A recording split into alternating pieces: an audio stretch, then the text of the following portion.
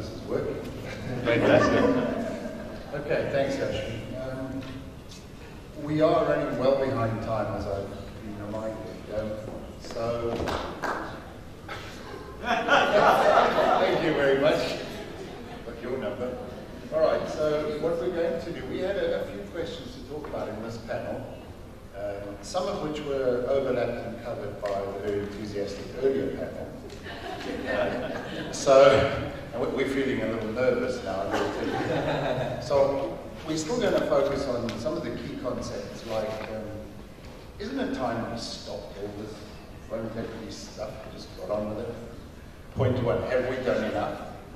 I can probably guess the answer to that. So then, moving on to point two is, have we done enough to support the folk that we selected earlier? Have we set up the right systems? Why didn't it work? And then, if we have time, we can debate a few questions around diversity. Because, of course, we're talking not really about diversity here. So we can get to that later, where we say, are some kinds of people, or groups of people, better at certain things than others? It's normally a taboo topic, okay? But we need to get into it and see whether we have any kind of consensus on that. I'm delighted to look at this panel here. Some of the top names in the biz. And what I think we're going to do is let each of them handle the early question in turn, which is, have we done enough, and shouldn't we stop this nonsense now? Okay, good afternoon everyone. It's really great to be here, and I think the panel before has set a bit of a trailblazer ahead of us here. But I think what's important is to have a conversation. So have we done enough since 1994? Probably not. I think we've listened with great interest, and we've been observing with great interest the journeys that many organizations have been on, that individuals have been on. And it's really about the higher purpose, as somebody earlier said, is what is our purpose? What is our macro purpose? What are we about as a society? What kind of society do we want to create? What sort of organizations, therefore, should we be working on trying to build out of that? And then I think, what makes this discussion and this topic fraught with complexity is that we often try to over-engineer it on one hand and then try to oversimplify it on the other hand. So it's a very challenging topic, and it moves from social, economic, and political challenges to really unlocking what's in our head. What if we get diversity right? Do we really leverage what is in the hearts and minds and souls of people and maximize the potential that everybody has?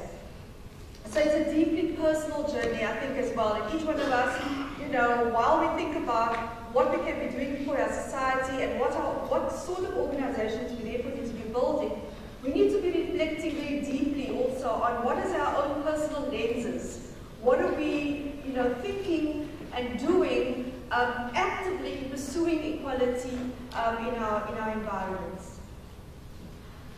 Excellent. Thanks very much for that, Chair. Octavia?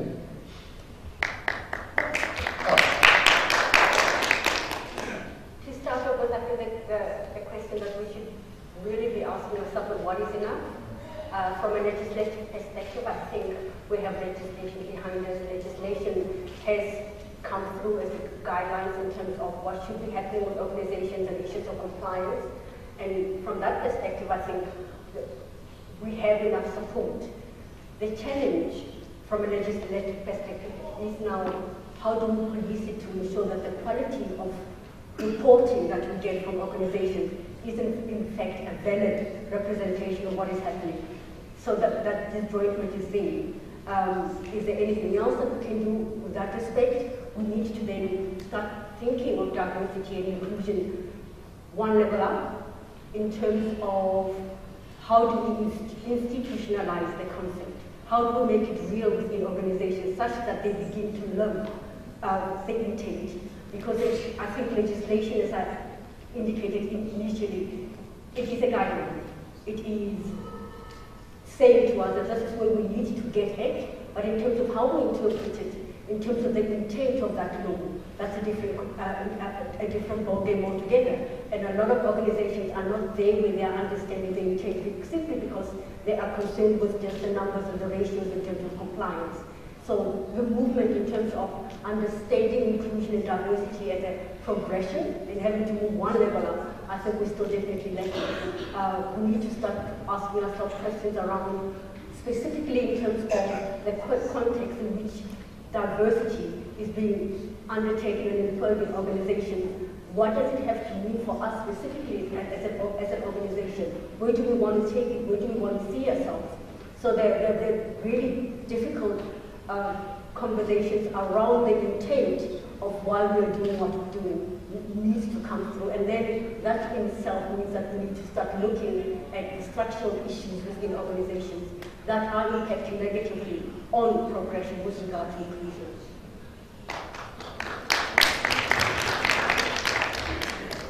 Thank you for that, Octavia. Tando? Thanks for that. So, it's a very diverse topic, excuse the pun. And I think for me, in looking at the topic, I think my question was, so what is the benchmark against which we ask the questions from then on? Because that benchmark, my view would be, we will never get to a point where we reach an ultimate state of equilibrium around this topic and discussion. So from that perspective, have we done enough? No, we haven't done enough. I think we've made progress in this conversation as a country, as a nation. If I look at all the countries in the world that have got a similar challenges we have, I'm not sure if, as a maturing democracy, we can then claim to have had and made progress around it, because who's setting the tone for us to say we've done enough? If you look at the topic also, by virtue of the panel sitting here and people in this room today, we are diverse in how we think, in how we talk, in how we do things in information. So are we ever going to get to a point of saying, therefore, whatever we ask you to do here is going to get to a equilibrium? The answer is going to be no. So my sense is that how do we get to a point where we accept that we will never get to a point of equilibrium, but then how do we begin to live in society that is diverse enough to accept its diversity, its uniqueness, and work around that process and going forward? I think the issue for me is about, are we deliberate and intentional in our actions to ensure that that which one must see happening is happening? My sense and concern is that I think we are fulfilling legislation, we're fulfilling compliance requirements, but I don't think we're applying our minds to the topic itself to understand its depth insofar as what damage has been done that we now have to fix. Because I think for me, the premise on which we're moving is that we've made some damage, we must now try and fix it, and therefore we're pushing to a point where we want to sort of create and fix something. Was it ever broken? That's the question I'd like to sort of push back and ask ourselves to think about. If I look at the data that we're talking about, you know, we currently have 71% of the population at senior management being white males.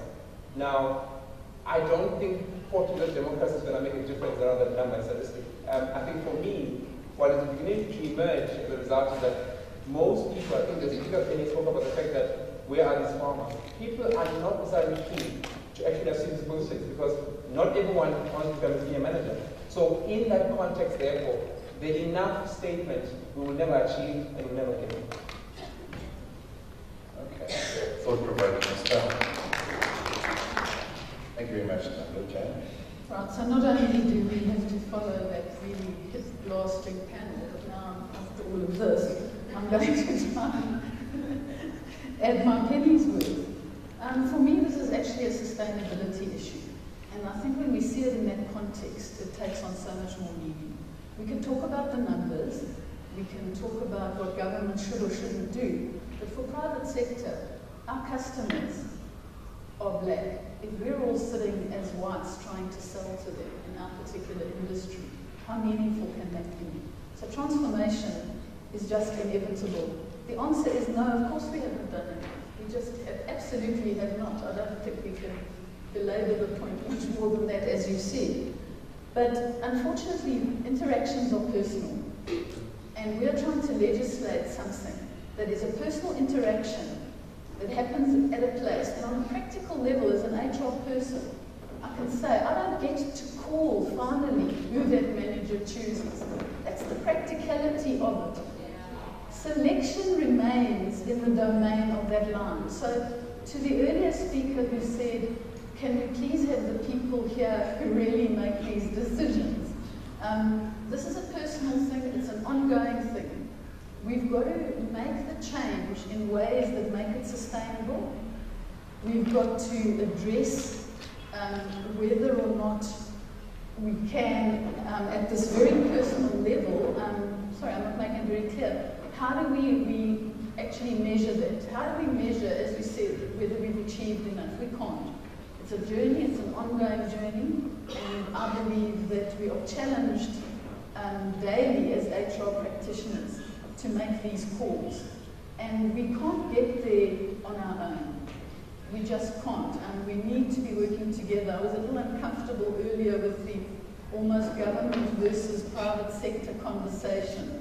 We can't. We've got to do this together. This is a unified approach that will make this journey meaningful and sustain business, which in turn sustains government.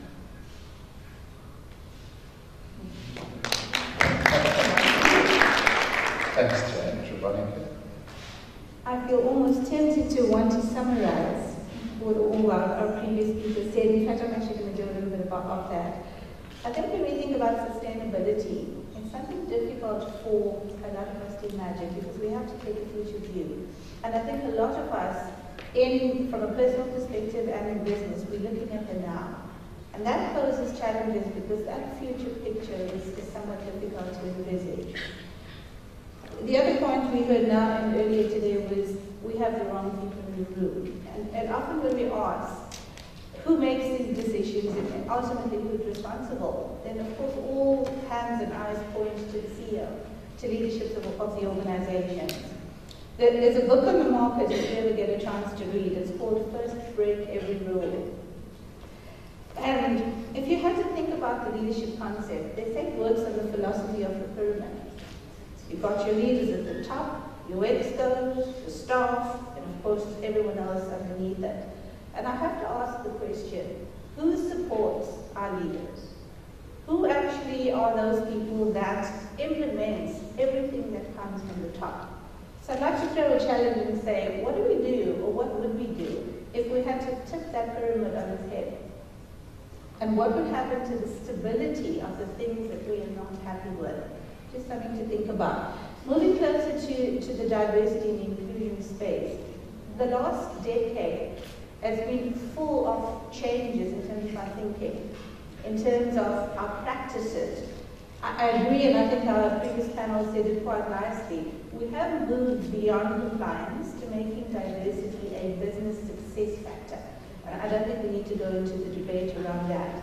But that being said, having diversity as a business success factor, we also have to ask the question, representation versus inclusivity, are we getting that right? Are we actually creating and cultivating workplaces that values all of its people, that is able to harness the potential of every employee and get those people to feel as though they're making meaningful participation? Are we doing that? I'd like to answer and say, in principle, yes. Why in principle? Because I really think that from an intent perspective, we all want to do it. No doubt organizations see the business case and we want to make the change. But the big question is, why are we still battling? Why are we here today discussing the big issue like diversity? Clearly, we're not able to get there.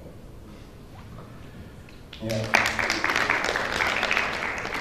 Thanks, Trevonica. That's a really neat segue into what I wanted to talk about, which was, if you go back in time to 1993, which is when I was working on affirmative action programs, okay, there was no such talk as diversity back then. There was, we need to do something, broken the speed limit, now must pay the fine. And we have to do it as scientifically as possible because we've got no clue how to do it otherwise. And we're talking things like behavioral job analysis, structured interviewing with pre-printed interview questionnaires, validation of all psychometric tests for culture fairness, looking even into technical, if there's any psychologists here, things like item response theory, really serious technical stuff. We designed some of the most Rolls-Royce programs you've ever seen. I'm talking local government in KZN, by the way. And then I went away overseas, and I came back, I'm delighted at how much progress you guys have made in the last 20 years.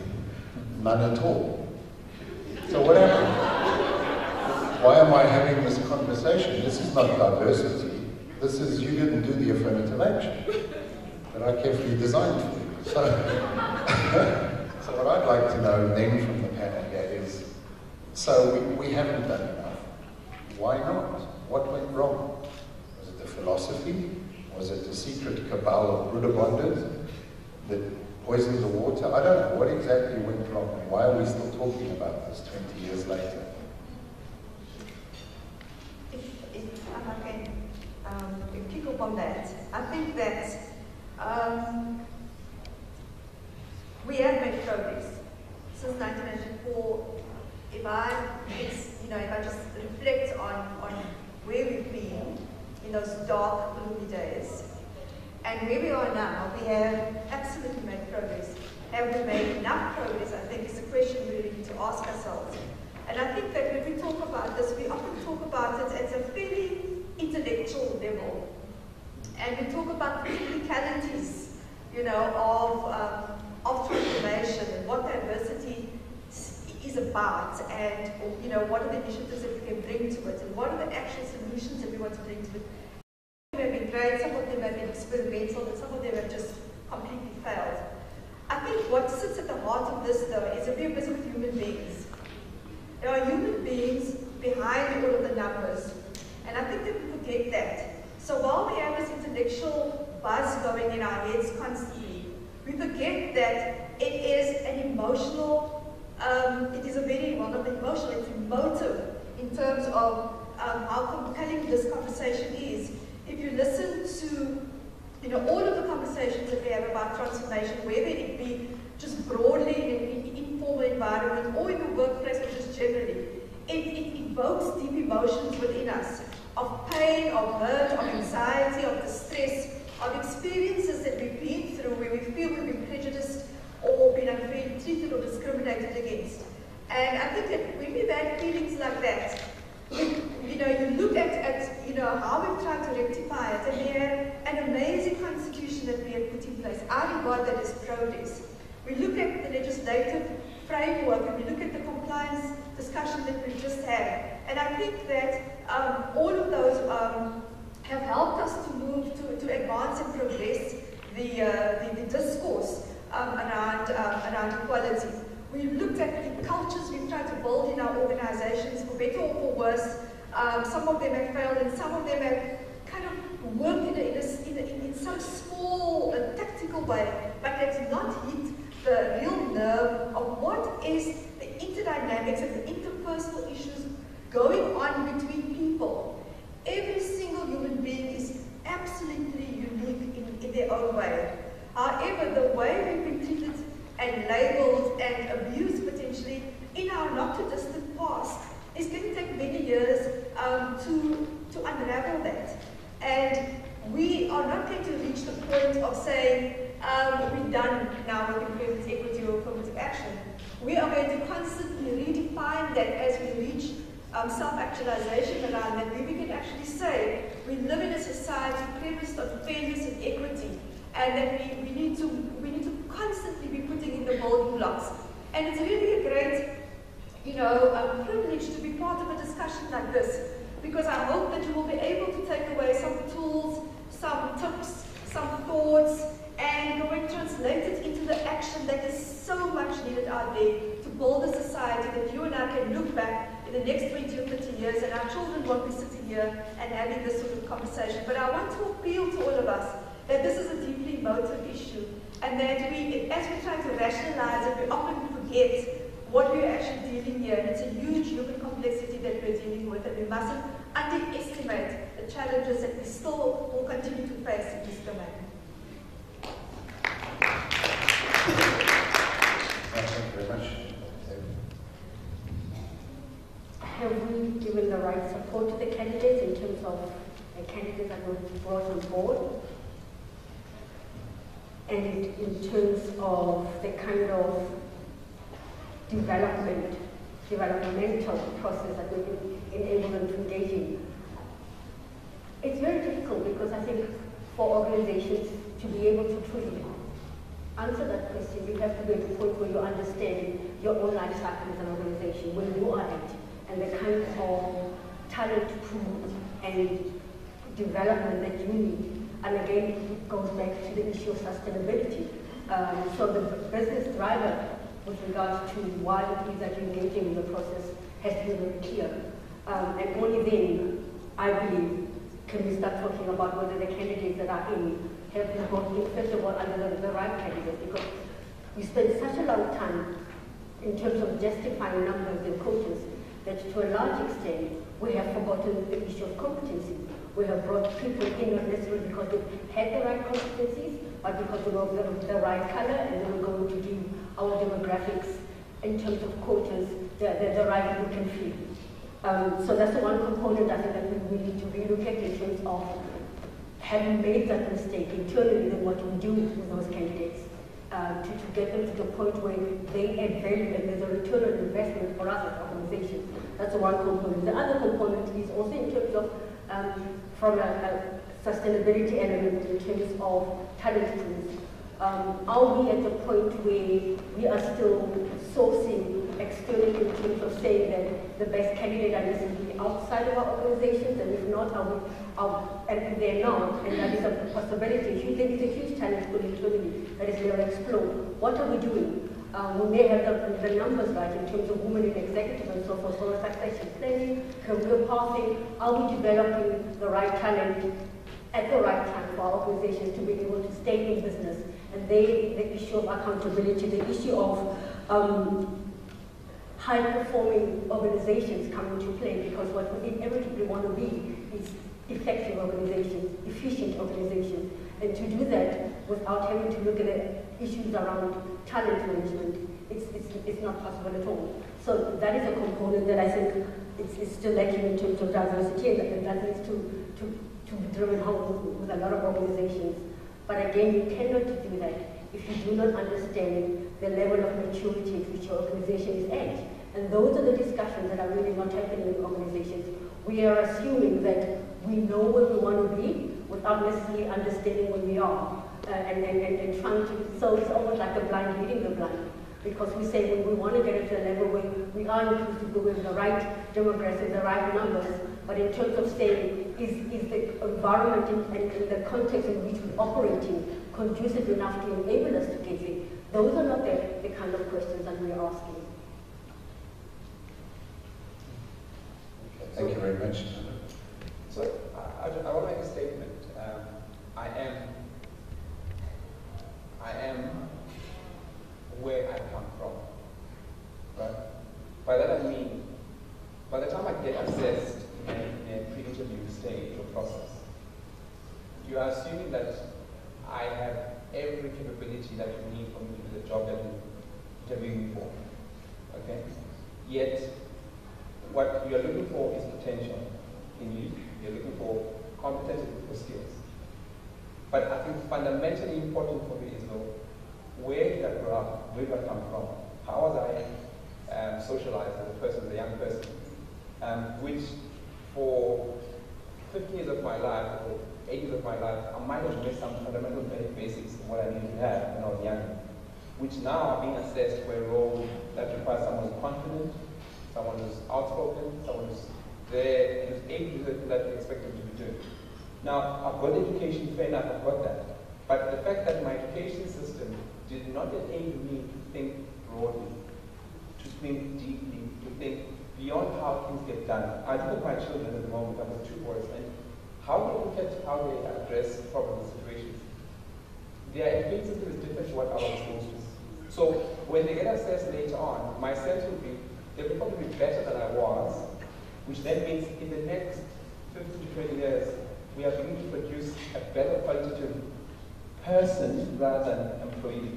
Okay. The big debate then for me is this: do they want to go and work? Chances are probably not, because they've got other interests that they would like to pursue, which, by the way, by the virtue of how they're socialized, I must allow them to do that. Now, my parents said to me, you will go to school. I might not have wanted to do what I've become, you know. And if you then take all these elements and say, when then Tando comes to work in the office, how then do I support Tando? What are his needs exactly? What does Tando need to ensure that he becomes a success in his current role at the moment? The information I have is an assessment.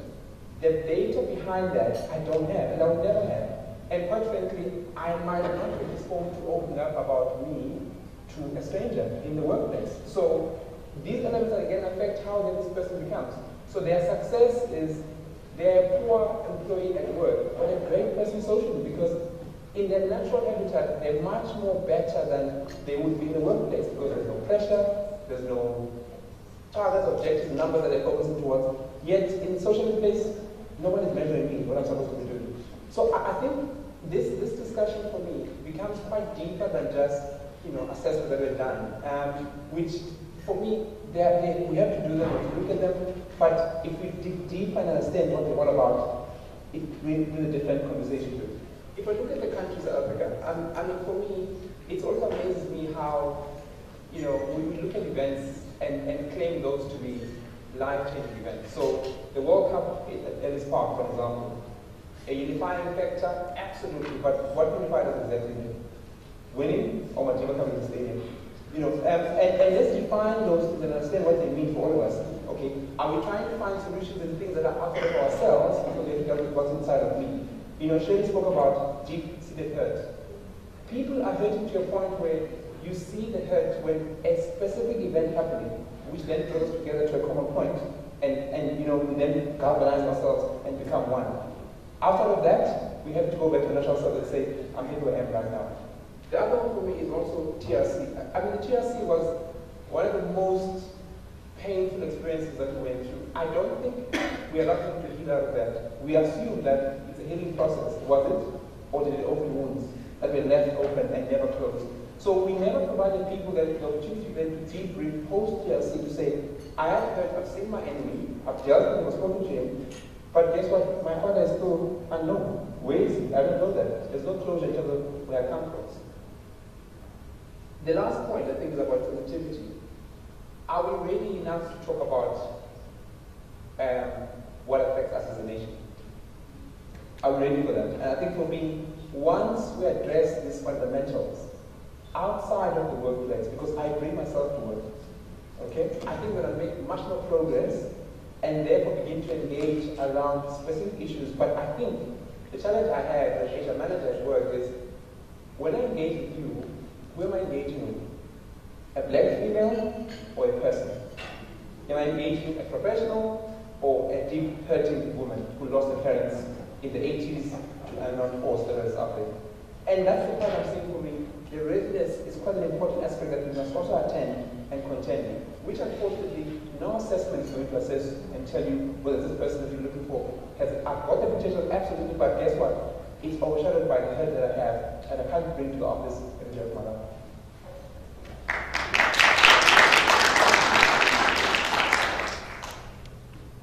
Brought this down to a very practical level.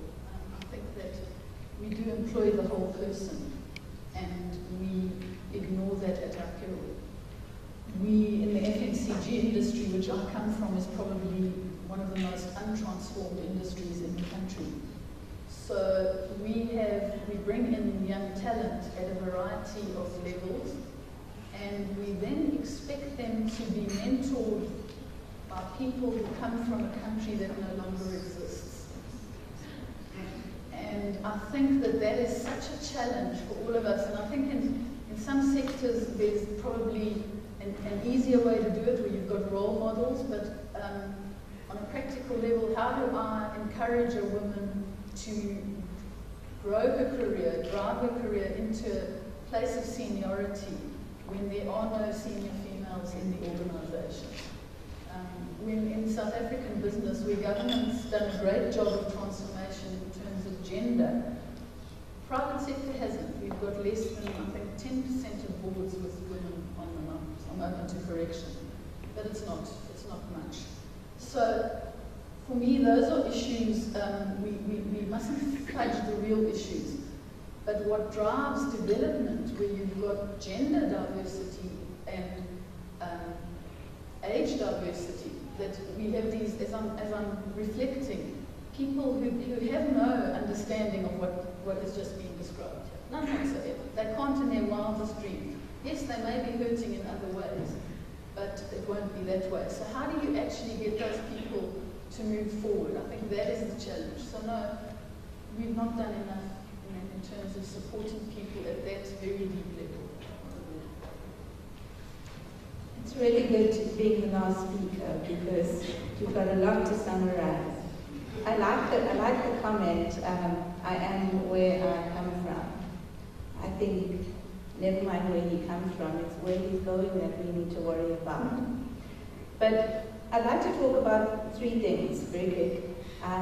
Awareness, education, and understanding. And to touch on what our previous speaker said. But I think we take it for granted that we can get into our workforces and take all this complexity off the diversities and the differences that we have, and it will automatically come to us.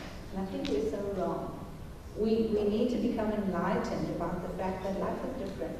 Workforces have changed considerably, and we have to ask the question, are we equipped with the knowledge, with the understanding, with the toolkits that we need to be able to harness the powers that exist within our workforces? And once we become aware, then to start to educate ourselves on what we need to actually do to make that change. I think relationships are key to success. And I think our own legislation sometimes plays a nasty hand in that we're forced to look at things in a particular way. Take, for example, categorization. We have it there, we look at people in terms of race, gender, disability. And what was supposed to help us to move away from sometimes brings us to the total opposite. So now we actually put people into little boxes and we start to stereotype. And we have all kinds of unconscious bias creeping into that space. And I think if we also start to open up to learning about and becoming aware of these unconscious biases, and then understanding and equipping ourselves to move beyond it, I think success is on its way there. Yeah, thank you very much for that, Trevonica. It's true, we were having a conversation earlier about how our thinking is shaped in ways we're not even aware of. If you want to say that somebody is blackening your name, you're being denigrated. Even our language leads us into ways of thinking. And it's not only English. The Latin word for left is sinister. If you're left-handed, so yeah, we have a lot to think about. And it's not only about numbers, it's about healing that place within us on all sides of the equation. And moving to a point where we can genuinely get the joy of diversity, the fun of working with people who think completely different. My wife is an engineer from Eastern Europe, and she often says to me, do you know what I'm thinking? And I go, well, of course not. I'm a bloke. It doesn't work that way. Anyway, thank you very much to our panelists. Do we have any questions from the audience? Going once. Going twice. So we say that is, there we go. So, that's let's come in to the brave gentleman over there.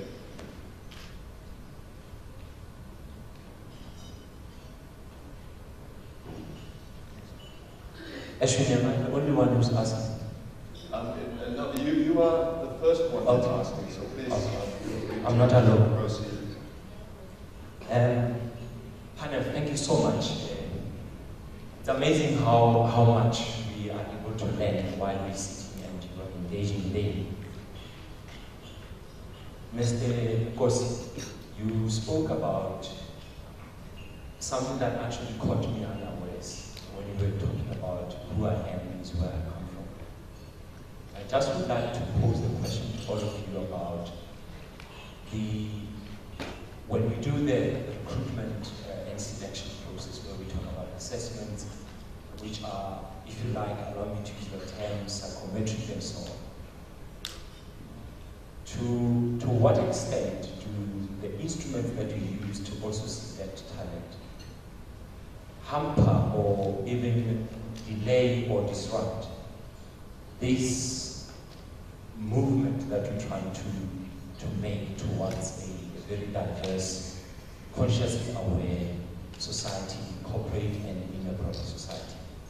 In other words, have we thought deeply about the instruments we use, the standards we have to assess people who are supposed to make entry? Because right at that level, there is so much exclusion that takes place. And I'm not saying it happens for wrong reasons, but I'm simply saying, have we thought through about how we actually assess and bring people into the organization at that particular level, considering their cultural, racial, and other issues that are part of our background? Thank you. Let me try this one. And I mean, so for me, I don't think the truth can ever be fair. That's the starting point. If the premise we're operating from is that this diversity concept is quite complex. Now, let me try and bring a story to this conversation. When my kids started getting old, and they made reference to brown people, I was stuck on, okay, so what is a brown person? And I think one of my fellow colleagues spoke about, let me just quote it correctly, unconscious bias. So they are leaving home with a sense of whatever I teach them, right? And then they come to work and they get classified into black when they think they are brown, right? And then they get a tool that assesses them for potential on the basis of being human. I think pays confusion to them, right? And I think for me, these are things I'm saying, if you look at all of these holistically, you can't just quantify them according to culture, race, gender, and say they're going to be fair or not fair. Because your potential cannot be defined by race or gender. Ashwin spoke about Tom Stalgraf recently.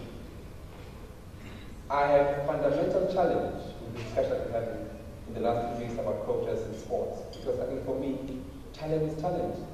And quite frankly, we all in this room have got talent. Some more latent than others. Some have opted to utilize talents, some others haven't. So if a system or a tool gets used then to accelerate talent, for me, fundamentally it should look at my talent and ability, not whether I am tall, short, dark or brown, because I think it messes up the process by doing that. So am I conscious in doing that process? I would like to be conscious, but I think I'm confined by a process, which says, for us to find talent, these are the tools we have to find the talent we're looking for. And to constantly challenge that each time I recruit someone, it does become practical to do that. So maybe I'm guilty as charged by saying I don't, but what option then do I have?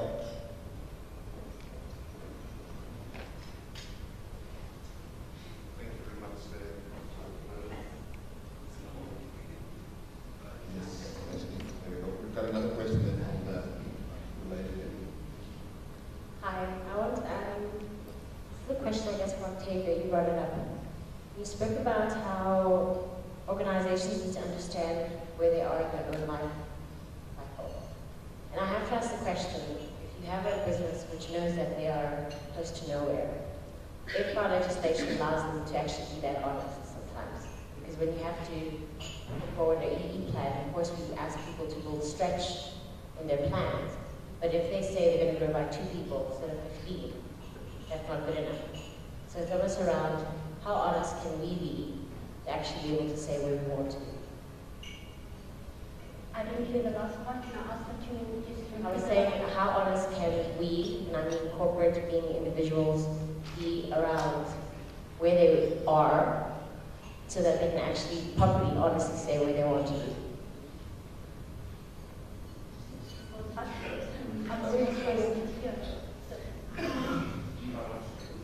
Can you hear me now?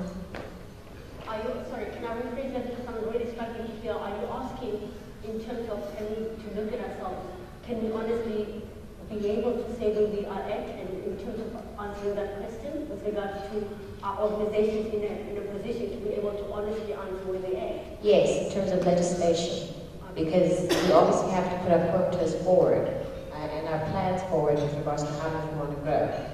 But sometimes it's not big enough, there's not enough stretch, and we then have to almost cook the books to make sure that we appease government or whatever the case might be, which we don't want to be doing. Not that I'm doing it, it's just a concept. I think to be able to answer for any organization will be really detailed. What organizations have to do in terms of trying to ascertain where they're at is to ask the right questions. Developmentally, we are aspiring for different things as organizations, and in terms of our transformation initiatives, we've got to ask ourselves, are they driving us towards where we need to be or where we want to be? And again, that's an issue of the intent behind the initiatives. If our intent is really to transform and come to an understanding of an appreciation for differences within organizations, then what is it that we as an organization need to be doing? So those are the kind of questions that we need to engage in terms of not just systems and processes and the numbers, but also in terms of the kind of conducive environment we're creating or not creating. You know, and again, that's an issue around leadership with regards to leadership in itself and in terms of the intent around accepting some of the leadership to truly be honest in terms of where it's wanted to take us, or that are they just window dressing? Because there is a lot of window dressing that is happening where we will appear to be progressive. Versus we need to be progressive because from a sustainability, from a sort of high-performing culture in terms of the return on investment that we get from embracing people with different qualities within our organizations and the value that that will bring to how we as an organization begin to operate and begin to define our element of success. It's not necessarily something that's always taken into consideration. So it's a double-edged sword. If you are not going to be honest in terms of understanding the intent behind why you're engaging in the initiative in the first place, we're going to ask the wrong answers or the wrong questions and get to the wrong answers. So again, around leadership accountability in terms of where they're wanting to take the organization. Thank you very much. We'll now move to our last question right at the back, the gentleman on the left. You're on? I don't think this is. No, you're on. It's less a question, more a comment. To address why have hope for years. The simplest problems. Seeks balance. Doesn't matter what way you want to go. So just quickly, can everybody hear? Or no, you don't. Can you just speak a little bit further in the mic, please? Life and nature seeks balance, no matter which form it takes. The legislature, as you interpret it, was structured to address the ills of the past instead of addressing the targets of the future. The policymakers, the people who drafted the laws, they had no reference really with regard to the implementation of these laws, which is what most people here do in practice. As a consequence, no matter which interpretation or which check mark anybody is going to basically try and engage, you're going to be pushing on a pendulum, it's going to swing up to a certain point. By nature, it is going to want to swing the other way and swing back. Which is why there is gender issues, racial issues, sex issues, inequality, and other forms of inequities with regard to the performance of the witness in the workplace.